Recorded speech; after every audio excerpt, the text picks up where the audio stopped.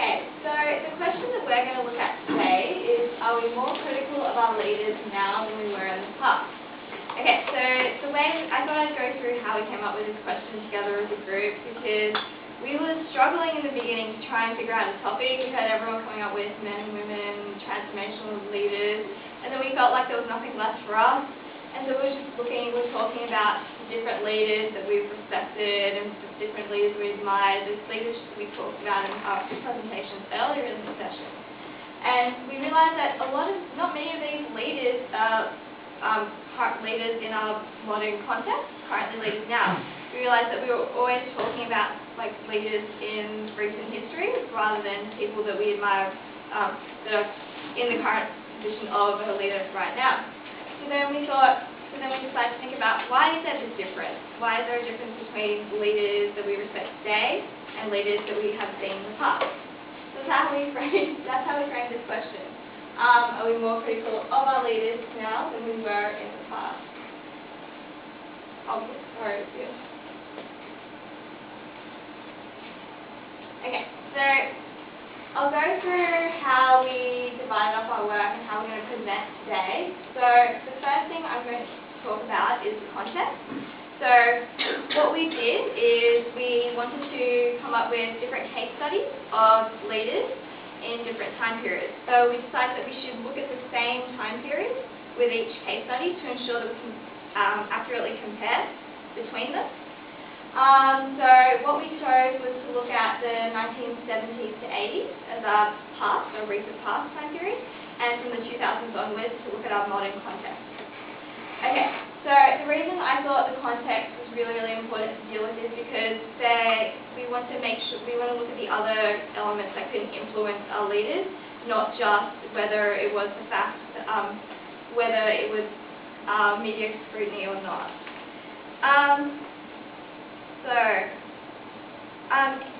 We also made sure that each of our leaders were commonly known in the American context, because we didn't want to look at people from different countries, as it would make it even more difficult for us to compare this issue.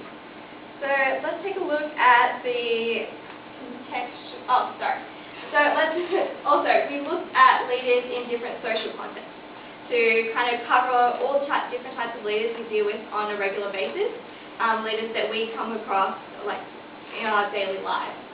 So what Jenna is looking at is leaders in large organizations. Kieran is looking at leaders in sport. Mel is looking at celebrities. And I know it's a bit controversial about whether we can call them leaders, but we found that they do stand as role models for us, and we do consider them leaders, especially in this modern context. And Conrad's going to finish off with looking at political leaders. And then finally afterwards, I'll conclude. So let's have a look at the differences in context. So we divided up into 3 different sections. We looked at economic factors, social and cultural factors, and political factors. Because we all thought that these are very important things that influence the way our leaders behave, or what type of leaders we desire in our society. So, economic factors. In the 70s, what we found was that 70s and 80s, America was going through a little bit of a economic decline. It was just after the Vietnam War, and there was actually a period of stagflation, which is where you've got concurrently high inflation and high unemployment, which meant that people were finding things really, really difficult in the economy. So this had a lot of influence, especially on political leaders and business leaders. If you look at the current American economic environment, we've just gone through the global financial crisis, so there has been a period of economic decline. So we're looking at a similar situation where there's some sort of economic instability, and I guess you can see again that we will see that there is additional pressure on political leaders especially, and business leaders because of these 2 contexts. When we look at social and cultural factors, in the 70s, America was in a period of social struggle and change, and this continued on until the 80s. So having looked at this, I saw that there were 3 main factors that contributed to this.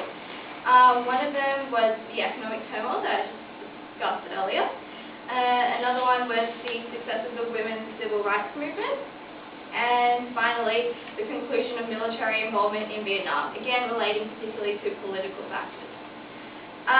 Towards the 80s, Americans became tired of this social struggle, and what I noticed was that, and losing money because of the economic decline, society wanted to be more concerned with being financially successful, and then we saw this a lot in movies and TV shows. I think Wall Street was made around that time.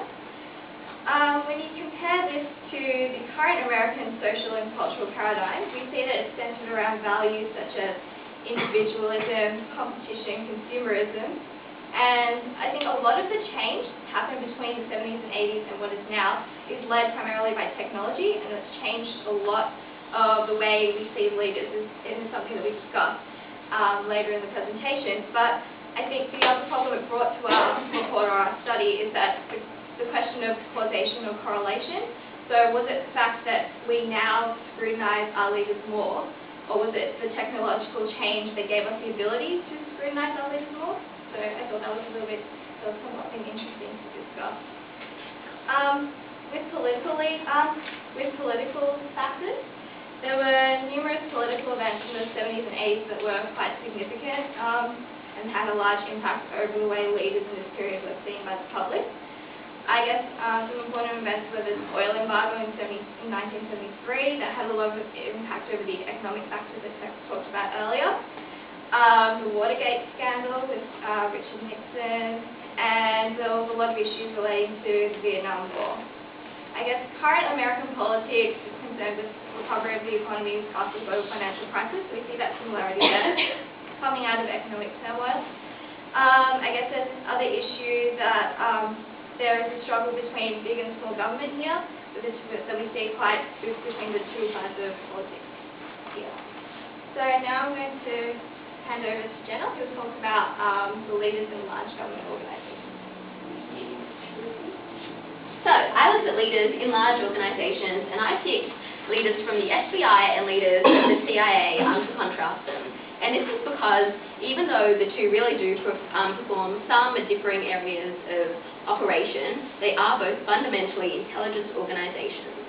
And because they have similar roles and they have similar functions and performances, it follows that their leaders are going to also have to perform similar responsibilities and duties.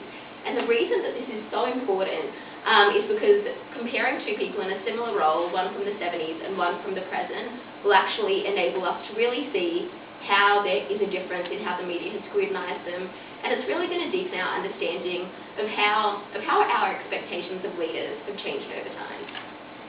So I looked at David Petraeus and J. Edgar Hoover. Now, David Petraeus led the CIA for 14 months. It was the shortest tenure of a CIA director ever. It was from September 2011 to November 2012, and he was a retired American military officer, and he had an exemplary record. He graduated as a distinguished cadet from the U.S. Military Academy, which means he was in the top 5%.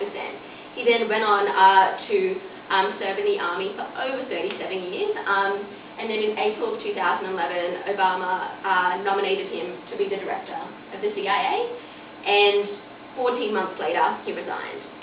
And he had won awards, he had lots of recognition, he had lots of promotions. So this all begs the question of how a man with such an amazing record could resign so quickly.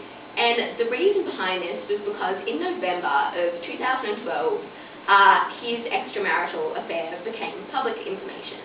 So he was having an affair with his biographer, scandalous, and the FBI in fact investigated this, and a lot of details, which the public don't need to know, found out just random things in fact.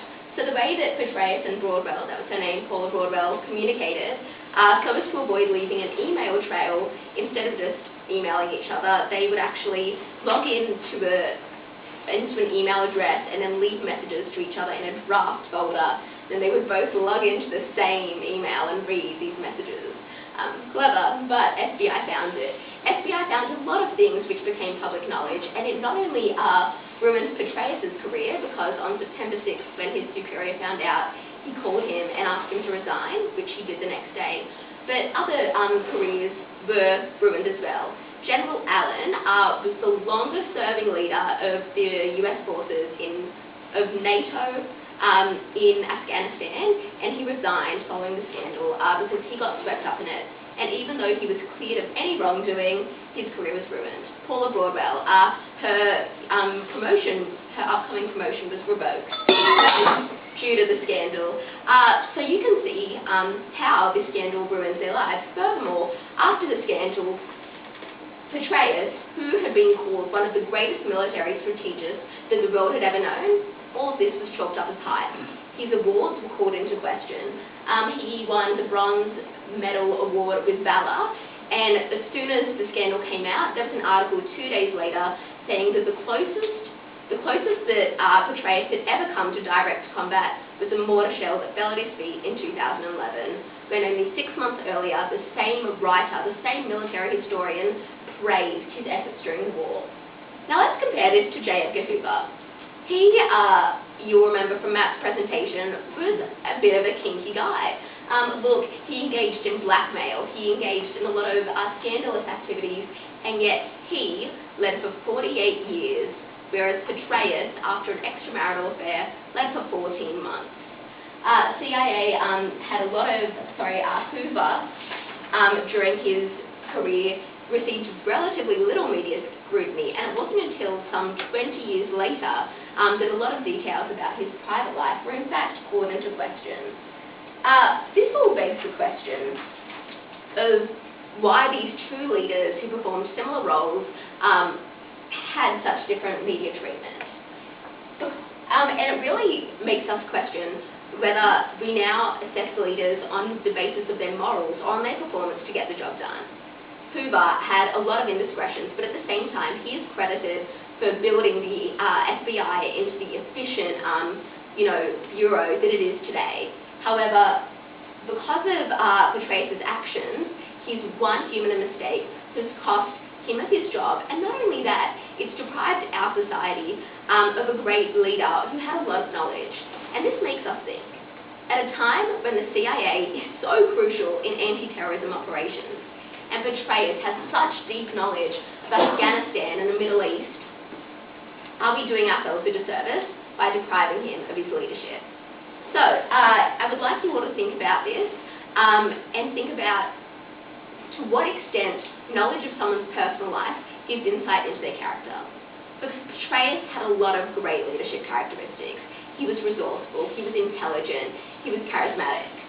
Hoover wasn't likeable, he wasn't warm, he wasn't trustworthy.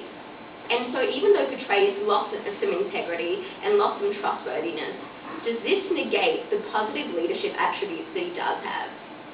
We think that a balance needs to be achieved.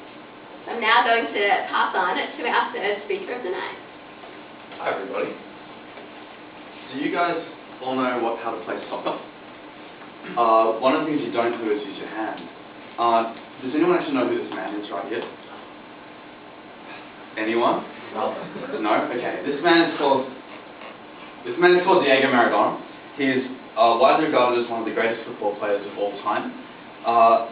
Now, this is a screen capture here of him using his hand, something that he actually refers to and a lot of the media refers to as the hand of God.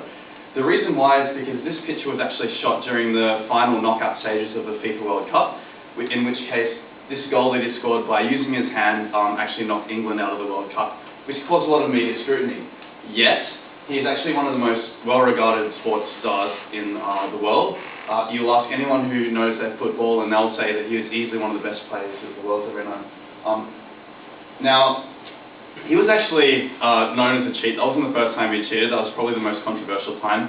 But he actually has cheated on multiple occasions, whether it be diving, other sort of scandals. He was also had a lot of trouble with drugs. He took a lot of cocaine. He got obese for a while and then he slimmed down quite a bit. So he's been in the media spotlight quite a lot, which is one of the reasons that I've actually chosen him. Yet, somehow still he manages to be regarded as one of the greatest football players of all time. Now, just before I go on to who I'm going to compare him with, I just wanted to let you know why I chose him as leader, because you might think, why is this guy a leader? He's just a player, he wasn't really captain of any team until the the last part of his career. The reason I chose him as a leader is because a lot of people say that they look up to him. In fact, a lot of sports stars from the current football world actually say that he motivated them to become what they are now, and he's one of the players that they aspire to be in the future, which is really funny because, you know, as I mentioned, he was a drug addict, he was obese, he had a lot of financial troubles, things like that. Now, one of the biggest controversies was actually recently he was put in charge of the Argentinian team in the World Cup. Now, the Argentinian team is one of the best teams in the world, and this guy has absolutely no experience in managerial roles, which was quite funny. Now, this is just, I've just sort of talked about this to cement the fact that he's so well regarded because he was brought in just to boost the profile of the Argentinian team, in which case a drug addict was the reason why they were getting so much media attention. So we're going to move on, and the next person I have is actually Lance Armstrong. Now, this guy was also a drug addict, but he wasn't obese and he never really got into any financial trouble. But recently, very recently in fact, he was found out to have been doping and taking performance-enhancing drugs, in which case he won the Tour de France 7 times, so he was well regarded in the cycling sport for quite a while. He denied this drug-related behaviour for a very, very long time. A lot of people sort of guessed maybe he might have been doing it, maybe he wasn't doing it, but again, he was one of those people who had won the Tour de France a record amount of times, so he was extremely good at what he did, apparently, and he was in the media quite a lot, especially from his Livestrong Foundation, which was a charitable organisation. So he's come from a background of being someone who's very, very well respected. He's someone who is supposedly very, very good at his sport. He's someone that young cyclists would definitely look up to in coming to become the future professional cyclists that they hope to be. So he also had a lot of strong media attention. But what is he known for today? In which case we can go to the next slide. He is known as the cheat. That is what you think of Lance Armstrong as. Whereas you think of Maradona, you think of him as an athlete. You say he's one of the best football players of all time. If you ask someone from England, they might say, oh, you know, he cheated, but I'm looking at this from an American's perspective. And according to them, from all the media that I've actually studied, he's actually quite well regarded. You'll find that at the start of each article always start with Maradona, a football great, blah, blah, blah, blah, he cheated, blah, blah, blah, blah.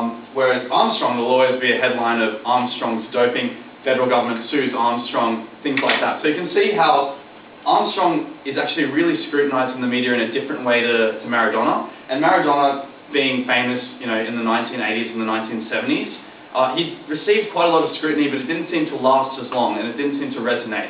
Obviously, we haven't gone far enough down the track to see exactly where Lance Armstrong will be regarded in the history books, but from what I'm seeing at the moment, I think that it's not going to be so good.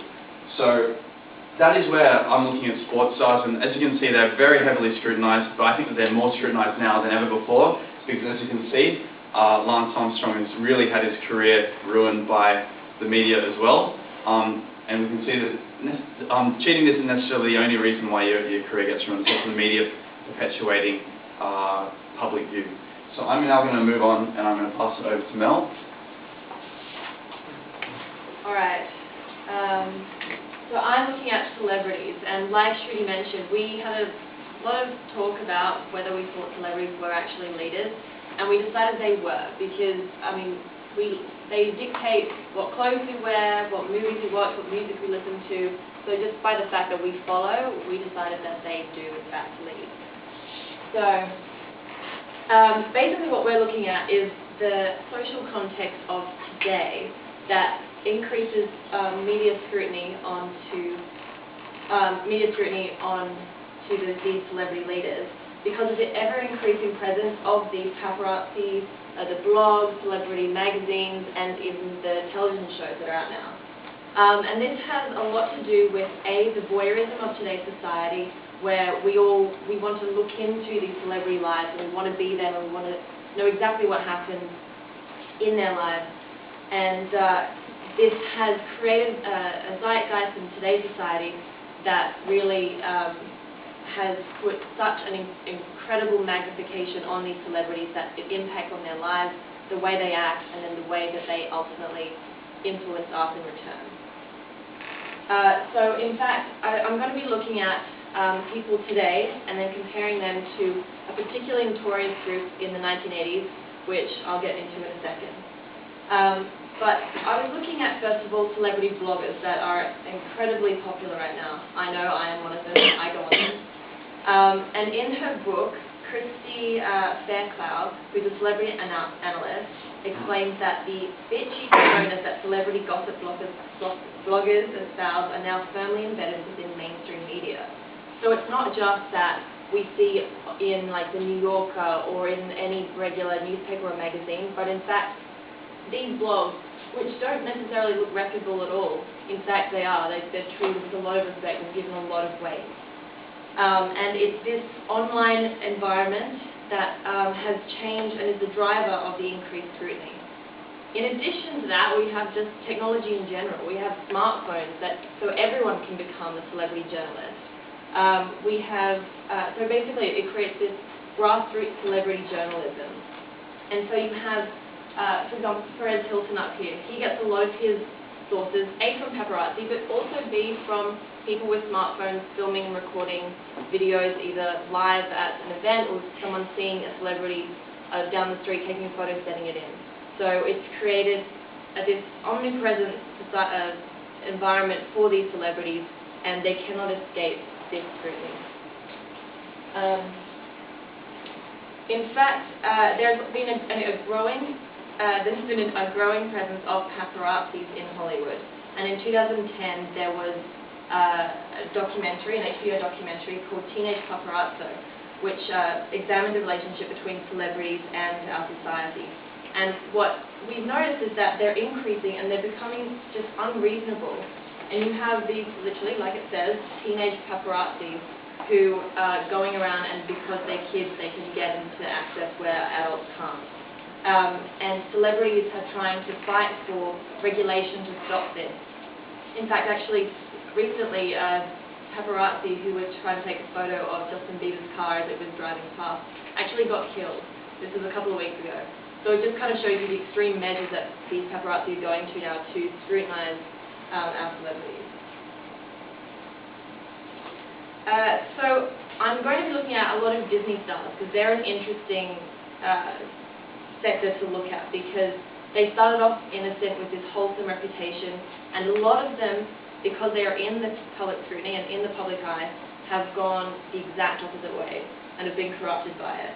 So first of all, we have Hilary Duff over the right here, your left, and she was actually quoted recently after because she was in the public eye when she was young with the Lizzie McGuire show. Then she had a few years off and then came back recently in 2009 to Gossip Girl.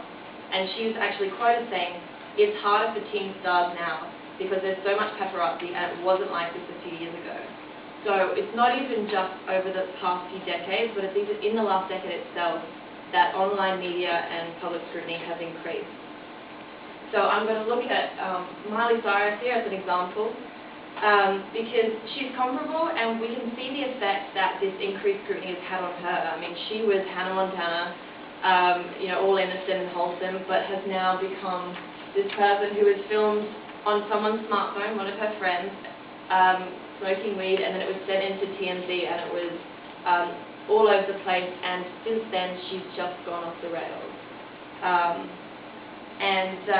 I mean, she's been in the public eye since she was a kid, and her family, including her father, who's also famous himself, has commented on how extreme the public scrutiny of her was.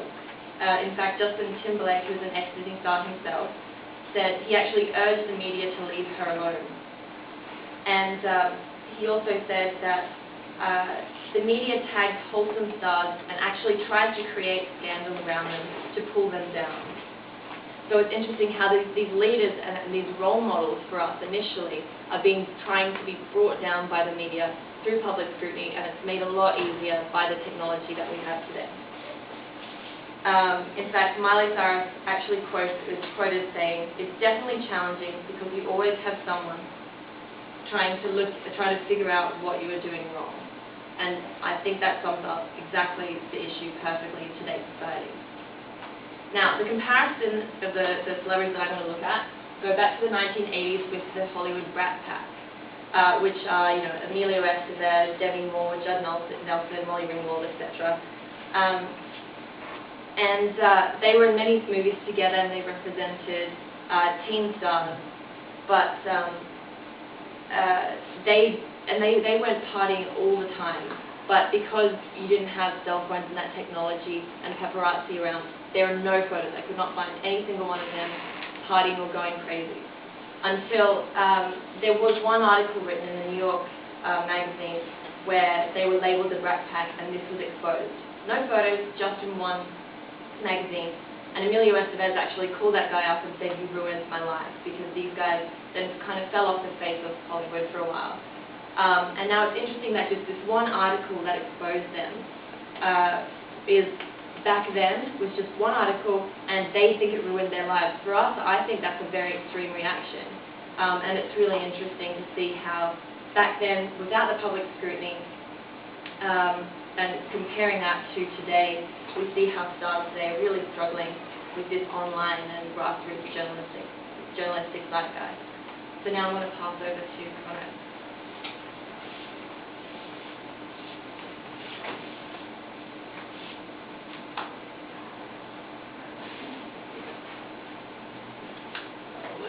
Right,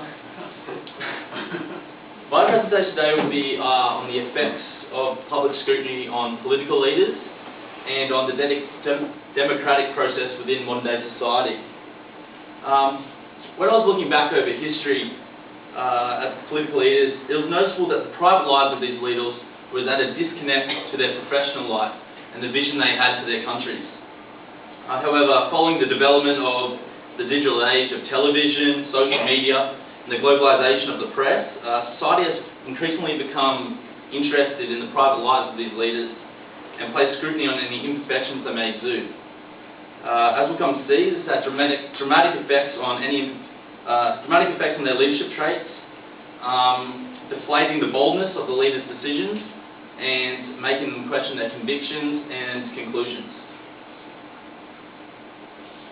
Public interest in personal lives of our political subjects has showed a dramatic increase over the preceding half century, with society becoming increasingly intrigued with the morality of our leaders. This has fueled an exponential increase in the scrutiny placed on these leaders and their professional and personal lives. And as a consequence, it has affected their style of leadership and the efficiency of our governments. In an earlier period of simplicity, political leaders, such as ex-Australian Prime Minister Bob Hawke, was capable, without public discernment, of questioning interviewers.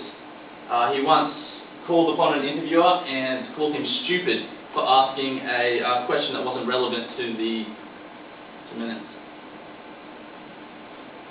Okay. Stupid. Moving on. He also, after a win, when Australia won the America's Cup in Western Australia, he appeared in a national address drunk and exclaimed to the nation that any employer that fired an employee for coming in to work late the next day was un-Australian and a bum.